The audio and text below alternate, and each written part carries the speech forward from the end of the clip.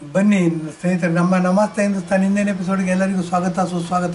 ನೋಡಿ, ಯಾವುದಾದ್ರೂ ಒಂದು ನಾಗರಿಕ ಸಮಾಜ ಇದೆ ಅಂತಂದರೆ, ಯಾವುದಾದ್ರೂ ಒಂದು ದೇಶ ಮುಂದುವರಿಬೇಕು ಅಂತಂದರೆ ಸೆನ್ಸಸ್ ಅಂತ ಮಾಡ್ತಾರೆ.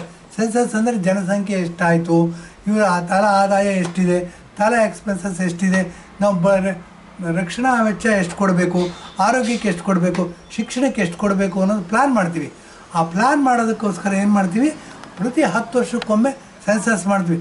ಎಲ್ಲ ಪ್ರಜಾಪ್ರಭುತ್ವ ರಾಷ್ಟ್ರಗಳು ಯಾವ ದೇಶ ಮುಂದುವರಿಬೇಕು ಅಂತಿದೆ, ಸಿವಿಲೈಸ್ಡ್ ಸೊಸೈಟಿ ಅಂತ ಹೇಳ್ತೀವಿ, ನಾಗರಿಕ ಸಮಾಜ ಅಂತ ಏನಿದೆ, ಅವರು ಈ ಥರ ಸೆನ್ಸಸ್ನ ಮಾಡ್ತಾರೆ. ಸಿಸ್ಟಮಲ್ಲಿ ಸೆನ್ಸಸ್ನ ಮಾಡಿಬಿಟ್ಟು ಬಡ್ಜೆಟ್ ಅಲೋಕೇಶನ್ ಮಾಡ್ತಾರೆ. ಅಂದರೆ ಹಣದ ವಿಂಗಡಣೆ ಮಾಡ್ತಾರೆ. ಇಂಥ ಇಲಾಖೆಗೆ ಇಷ್ಟು ದುಡ್ಡು ಅಂತ ಅಂದ್ಬಿಟ್ಟು, ಆರೋಗ್ಯಕ್ಕೆ ಇಷ್ಟು, ವಿದ್ಯಾಭ್ಯಾಸಕ್ಕೆ ಇಷ್ಟು, ರಕ್ಷಣೆಗೆ ಇಷ್ಟು ಅಂತ ಮಾಡ್ತೀವಿ. ಈ ಥರ ಮಾಡಬೇಕಾಗಿರ್ತಕ್ಕಂಥ ಇದು ಜನಸಂಖ್ಯೆನೇ ಆಧಾರ. ಜನಸಂಖ್ಯೆನ ಆಧಾರವಾಗಿ ಇಟ್ಕೊಂಡು ಪ್ರತಿ 10 ವರ್ಷಕ್ಕೊಮ್ಮೆ ಸೆನ್ಸಸ್ ಮಾಡ್ತಾಯಿದ್ರು. ಸೆನ್ಸಸ್ ಮಾಡಿದ್ರೆ ಏನಾಗುತ್ತೆ, ಈ ಕಾಂಗ್ರೆಸ್ನವರು ಒಡೆದಾಳುವ ನೀತಿ ಏನು ಅಂತಂದರೆ ಡಿವೈಡ್ ಆ್ಯಂಡ್ ರೂಲ್. ಇದನ್ನು ಡಿವೈಡ್ ಮಾಡ್ತಾ ಮಾಡ್ತಾ ಮಾಡ್ತಾ ಎಷ್ಟು ಮಟ್ಟಿಗೆ ಆಯಿತು ಅಂದ್ರೆ ಪಾಕಿಸ್ತಾನ ಬಿಟ್ಕೊಟ್ಬಿಟ್ವಿ. ಪಾಕಿಸ್ತಾನ ಬಿಟ್ಕೊಟ್ಟ ಮೇಲೆ ಅಖಂಡವಾಗಿರ್ತಕ್ಕಂಥ ಹಿಂದೂಸ್ತಾನ ಡಿವೈಡ್ ಆಗೋಯ್ತು. ಏನು ಅಂದರೆ ಜಾತಿಯ ಮೇಲೆ ಡಿವೈಡ್ ಆಯಿತು. ಇದನ್ನು ಮಾಡಿದವರು ಬ್ರಿಟಿಷರು, ಅದಕ್ಕೆ ಕುಮ್ಮಕ್ಕು ಕೊಟ್ಟವರು ಮಹಾತ್ಮ ಗಾಂಧಿ ಬಗ್ಗೆ ಮಾತಾಡಬೇಕಾಗತ್ತೆ. ಏನು ಅಂತಂದರೆ ನೋಡಿ, ಇವ್ರು ಹಿಂಗೆ ಬ್ರಿಟಿಷರು ಮಾಡಿದ್ದಕ್ಕೆಲ್ಲ ಹ್ಞೂ ಅಂತಂದರು. ಹ್ಞೂ ಅಂತಂದ್ಬಿಟ್ಟು ಏನಾಯಿತು, ಪಾಕಿಸ್ತಾನವನ್ನು ಸಾಬರಿಗೋಸ್ಕರ ಮುಸಲ್ಮಾನರಿಗೋಸ್ಕರ ಡಿವೈಡ್ ಮಾಡಿ ಅವ್ರಿಗೆ ಅಧಿಕಾರ ಕೊಟ್ಟು ಮೊಹಮ್ಮದ್ ಅಲಿ ಜಿನ್ನಾ ಅವ್ರು ಕೊಟ್ಬಿಟ್ಟು ಲಿಯಾಕತ್ ಅಲಿ ಖಾನ್ ಅಂತಲೇ ಪ್ರಧಾನಮಂತ್ರಿ ಮಾಡಿದ್ವಿ, ಬೇರೆ ಮಾಡಿಕೊಟ್ಬಿಟ್ಟು ಉಳಿದಿದ್ದನ್ನು ಹಿಂದೂಗಳಿಗೋಸ್ಕರ ಉಳಿದಿದ್ದು ಹಿಂದೂಸ್ತಾನ ಅಂತ ಕರೀಲ್ಲ. ಇಲ್ಲೇ ಆಗಿದ್ದ ಅತ್ಯಂತ ದೊಡ್ಡ ಮೋಸ. ಜವಾಹರ್ಲಾಲ್ ನೆಹರು ಪ್ರಧಾನಮಂತ್ರಿಯಾಗಿದ್ದರು, ಮತ್ತು ಆತನ ಕೈಯಲ್ಲಿ ಸ್ವಲ್ಪ ದುಡ್ಡಿತ್ತು. ಮಹಾತ್ಮ ಗಾಂಧಿ ಮಾಸ್ ಲೀಡರು, ಈತ ಕಾಸ್ಟ್ ಲೀಡರ್ಗೆ ಏನಾಯಿತು, ಒಬ್ಬ ಮಾಸ್ ಲೀಡರ್ ಬೇಕಿತ್ತು. ಹಾಗಾಗಿ ಕಳ್ಳ ಮತ್ತು ಮಳ್ಳ ಇಬ್ಬರು ಸೇರಿಕೊಂಡು ದೇಶವನ್ನು ಸಾಕಷ್ಟು ದುರ್ಬಲ ಮಾಡಿದ್ರು. ಈ ಗೆದ್ದಲು ಏನಾಗುತ್ತೆ, ಮರನ ತಿನ್ನುತ್ತೆ. ಮರನ ತಿಂದರೆ ಹಸಿರಾಗಿರ್ತಕ್ಕಂಥ ಮರ ಶಕ್ತಿ ಇರೋವರೆಗೂ ನಿಂತಿರುತ್ತೆ. ಒಂದೇ ದಿವಸ ನೆಲಕ್ಕೆ ಬಿದ್ದುಬಿಡುತ್ತೆ. ಆ ನೆಲಕ್ಕೆ ಬಿದ್ದ ಭಾಗದಿಂದ ಏನು ಹೊಡ್ಕೊಳುತ್ತೆ, ಆವಾಗ ಗೆದ್ದಲು ಬರೋಕ್ಕೆ ಶುರುವಾಗುತ್ತೆ. ಇದೆಲ್ಲ ನೋಡಿದ್ದೀವಿ ನಾವು. ಏನು ಒಂದು ರಿಪೇರಿ ಮಾಡೋಕ್ಕಾಗದಷ್ಟು ಹಾಳಾಗ್ಬಿಟ್ಟಿರುತ್ತೆ.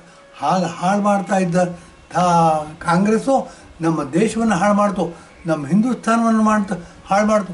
ಹಿಂದೂಸ್ತಾನವನ್ನು ಹಾಳು ಮಾಡ್ತು ಹೇಗೆ ಅಂತಂದರೆ, ಧರ್ಮ ನೋಡಿ ದೇಶಕ್ಕಿಂತ ದೊಡ್ಡದು. ಯಾವ್ಯಾವ ಧರ್ಮಗಳು ಸ್ಟ್ರಾಂಗ್ ಆಗಿವೆ, ಆಯಾ ದೇಶಗಳು ಸ್ಟ್ರಾಂಗ್ ಆಗಿವೆ. ಈಗ ಇದಕ್ಕೆ ಉದಾಹರಣೆ ಹೇಳಬೇಕು ಅಂತಂದರೆ ನೋಡಿ, ಈಗ ಯುದ್ಧ ನಡೀತಾ ಇದೆ ಇಸ್ರೇಲ್ ಮತ್ತು ಇರಾನ್ ಮಧ್ಯೆ. ಇಸ್ರೇಲ್ ಪ್ರಾಕ್ಸಿ ವಾರ್ ಮಾಡ್ತಿರೋದು. ಪ್ರಾಕ್ಸಿ ವಾರ್ ಅಂದರೆ ಅಮೇರಿಕ ಯುದ್ಧ ಮಾಡ್ತಾ ಇದೆ ಇಸ್ರೇಲ್ ಮುಖವಾಡ ಹಾಕ್ಕೊಂಡು. ಇದೇನಾಗಿದೆ, ಅವರು ಇರಾನ್ನವ್ರಿಗೆ ಅಣುಬಾಂಬ್ ಮಾಡೋದಕ್ಕೆ ಬಿಡೋದಿಲ್ವಂತೆ, ಪ್ಲುಟೋನಿಯಮ್ನ ಎನ್ರಿಚ್ ಮಾಡೋದಕ್ಕೆ ಬಿಡೋದಂತೆ. ಫ್ಯೂಯಲ್ ಗ್ರೇಡ್ಗೆ ಎನ್ರಿಚ್ ಮಾಡಬೇಕು. ಎನ್ರಿಚ್ ಮಾಡಿದ್ರೆ ಮಾತ್ರ ಅಣುಬಾಂಬ್ ಮಾಡೋಕ್ಕೆ ಸಾಧ್ಯ. ಅದನ್ನು ಎನ್ರಿಚ್ ಮಾಡೋಕ್ಕೆ ಬಿಡೋದಿಲ್ವಂತೆ. ಹಾಗಾಗ್ಬಿಟ್ಟು ಏನು ಮಾಡಿದ್ರು, ಇಸ್ರೇಲಿಂದ ರಾಕೆಟ್ಗಳನ್ನ ಹಾರಿಸಿ ಇರಾನ್ನಲ್ಲಿರ್ತಕ್ಕಂಥ ರಿಯಾಕ್ಟರ್ಗಳನ್ನ ನಾಶ ಮಾಡ್ತಾಯಿದ್ದಾರೆ. ಇರಾನ್ಗೆ ಏನಾಗಿದೆ, ಇದೇನಾಗಿದೆ ಅಂದರೆ ಕ್ರಿಶ್ಚಿಯನ್ರು ವರ್ಸಸ್ ಮುಸ್ಲಿಮ್ಸ್ ಯುದ್ಧ ಕನ್ವರ್ಟ್ ಆಗ್ತಾಯಿದೆ. ಇದು ಏನಾಗುತ್ತೆ ಅಂದರೆ, ಅಮೇರಿಕ ಯಾವತ್ತಿದ್ರೂ ಬಾಯಿ ಮಾತಿಗೆ ಮಾತ್ರ ಇಸ್ರೇಲ್ನ ಬೈಬೋದೇ ಹೊರತು ಒಳಗೆ ಯಾವತ್ತಿದ್ರೂ ಸಹಾಯ ಮಾಡ್ತಾರೆ. ಇವತ್ತು ಸಹ ಇರಾನ್ ಯುದ್ಧ ಮಾಡ್ತಿರೋದು ಇಸ್ರೇಲ್ ಮೇಲಲ್ಲ, ಇರಾನ್ ಯುದ್ಧ ಮಾಡ್ತಿರೋದು ಪ್ರಾಕ್ಸಿ ಅಮೇರಿಕಾದ ಮೇಲೆ. ಏನಾಗಿದೆ, ಅವ್ರು ಮಾಡ್ತಿರೋ ತಪ್ಪು ಇರಾನ್ನವರು. ಬಟ್ ಏನು ಅಂತಂದರೆ, ಮಾನವತಾವಾದ ಅಂತಂದು ಏನು ಬರುತ್ತೆ, ಹಿಂದೂ ಧರ್ಮದಲ್ಲಿ ನಮ್ಮ ನರೇಂದ್ರ ಮೋದಿಯವರು ಒಂದು ಮಾತನ್ನು ಹೇಳ್ತಾರೆ, ವಸುದೈವ ಕುಟುಂಬಕ್ಕೆ ಬಂದು ಇಡೀ ಪ್ರಪಂಚ ಒಂದು ಸಂಸಾರ ಇದ್ದಂಗೆ, ಎಲ್ಲರೂ ಸಹ ಚೆನ್ನಾಗಿ ಬದುಕಬೇಕು, ಯುದ್ಧ ಮಾಡ್ಕೋಬಾರ್ದು ಅನ್ನೋದನ್ನು ಹೇಳ್ತಾರೆ. ಇದನ್ನು ಗಮನದಲ್ಲಿ ಇಟ್ಕೊಳ್ಳೋದಂದರೆ ನಾವು ಬುದ್ಧಿ ಕಲಿಬೇಕಾಗತ್ತೆ.